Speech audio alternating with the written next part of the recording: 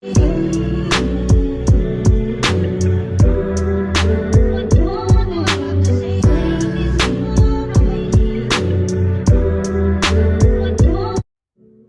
hello. Welcome to the Talk of Memphis.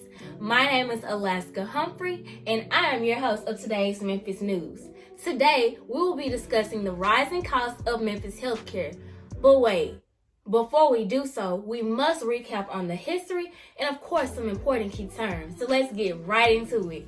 As healthcare has become a current problem for us Memphians, the rise in healthcare costs dates to much earlier times as those of the 1900s. For decades, healthcare expenses have continued to skyrocket.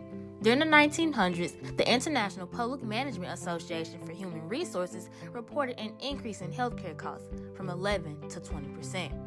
Within this increase, healthcare costs were becoming unaffordable for many during these times.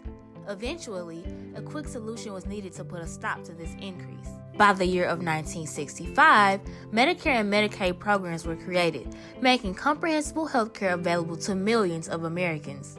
Today, healthcare costs are still one of the biggest concerns as the nation's total annual healthcare spending is on track to triple to $12 trillion by 2040. With all of this being said, researchers and medical professionals have already begun their studies in regard to this healthcare cost burden.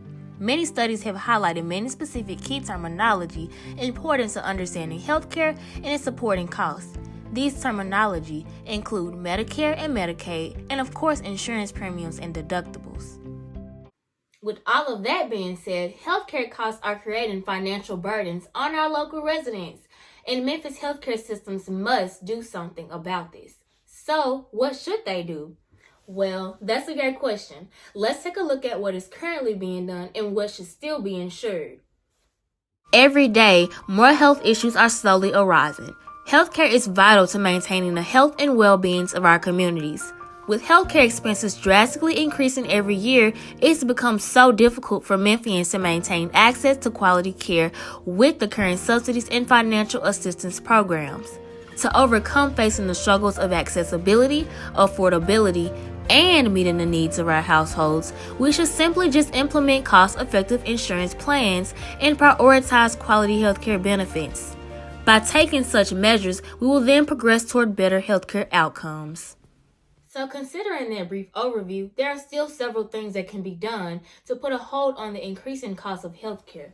But the real question is, when will Memphis take those measures? Will they take them now or will they take them later?